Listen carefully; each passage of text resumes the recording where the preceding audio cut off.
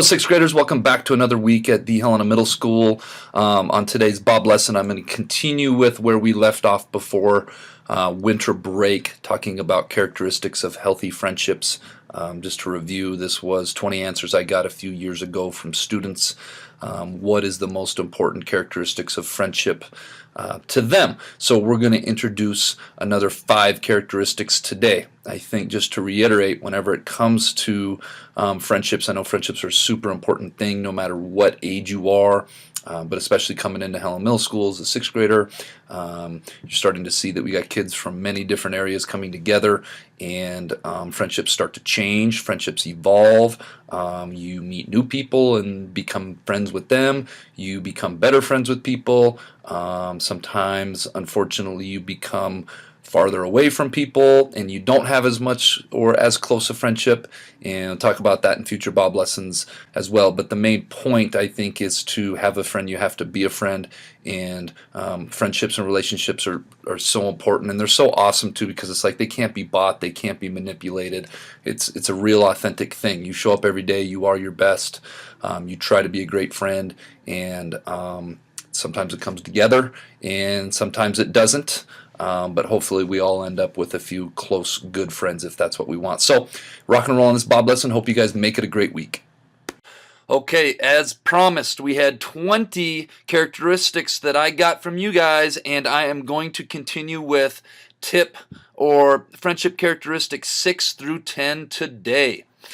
And the next one, number 6, is caring. Many of you talked about how important it was to be a caring friend, to be caring in a friendship. Caring is probably a pretty good prerequisite to being a friend. If you think about it, if you're not a caring type person, or if you don't want to be caring towards somebody, that's kind of what friendship is all about, right? Is caring about somebody more than just a stranger on the street.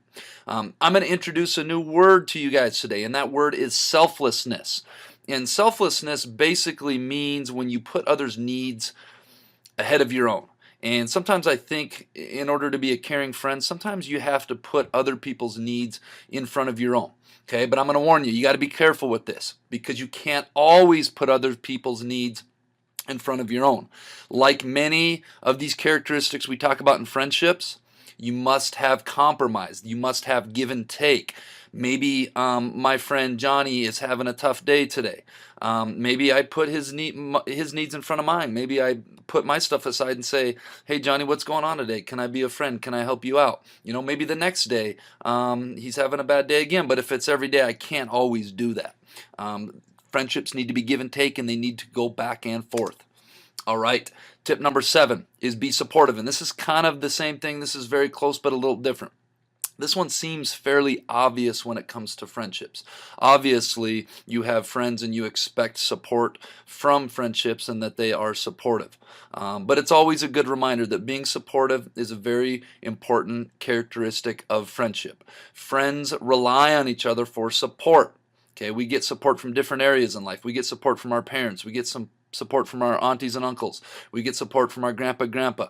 We get support from our teachers, from our counselors, from lots of other people, and we also need to get support from our friends. So when you have a friend that is having a difficult time, make sure and lend a helping hand or an ear for listening or solid advice or whatever it is. Part of being a good friend is recognizing, hey, I'm going to support my friend in whatever it is that they do, or when they're having a bad day, I'm going to support them. Tip number 8, you guys recognize this picture. I had to pull it back again. Be a good listener. You'll see that being a good listener is so important for virtually everything we do in life. For school, for being a good son or daughter, for being a good brother or sister, for being a good student, and in this situation, it's important for being a good friend. Being good friends means being a good listener, and listening to what the other person is saying, giving them your undivided attention. Again, there's a reason we have 2 ears and 1 mouth. Okay, we should be doing twice as much listening with our friendships as we are talking. It is difficult to be a supportive friend, like we talked about in the previous slide, if you aren't a good listener. Tip number 9, have a sense of humor. Okay, if you're going to be one of my friends, this is so important because I can be kind of wacky and crazy sometimes, and I like to laugh and have a good time. Friendship should be fun and it should be light, as well as serious when you need it to be. Too much fun and light, maybe we're going to get ourselves into too many shenanigans and maybe too much trouble. If it's too heavy all the time and too serious, that might not be too fun to be around. So we got to find a nice mixture of both. Having a sense of humor in your friendships and being able to share a laugh is critical to friendships. I know one of my favorite things about my friends is they make me laugh all the time. Some of my favorite things about my friends here that I've made, other teachers here at the school, is they make me laugh. I love laughing. I think life is so short, and there's a lot of heavy stuff in life, and there's a lot of negative stuff in life. We all need to spend a little bit more time laughing and smiling, man. It's so important. Make sure you know where the boundary is for sense of humor within relationships and friendships. This is something that's gotten me in trouble in my life. Sometimes I got to know when's the right time to crack a joke, when's the right time to make somebody laugh and have a sense of humor, and I also have to know when maybe is a time to be serious. Sometimes joking and teasing amongst friends can go too far. I was working with some kids this week where I think that happened. You know, they're friends, joking back and forth, and then all of a sudden somebody takes it too far and we cross that line, and all of a sudden we're not being a good friend and we're being disrespectful. Part of this is knowing who your friends are. I know some friends that I can joke around with all the time. I know some things are off limits, some things are on limits. It's important to know when it comes to having a sense of humor with your friends, and please listen, this is very important. We have to know what our friends' hot buttons are, and we need to make sure we don't press those. My friends know things they can joke around with me about, and some things that I'm very sensitive about, and not to go there. So having a sense of humor is very important. The last one for today is shared interests, and I think this one is so important. When I look at all of my friends as a 34-year-old school counselor, all my friends have a couple things in common.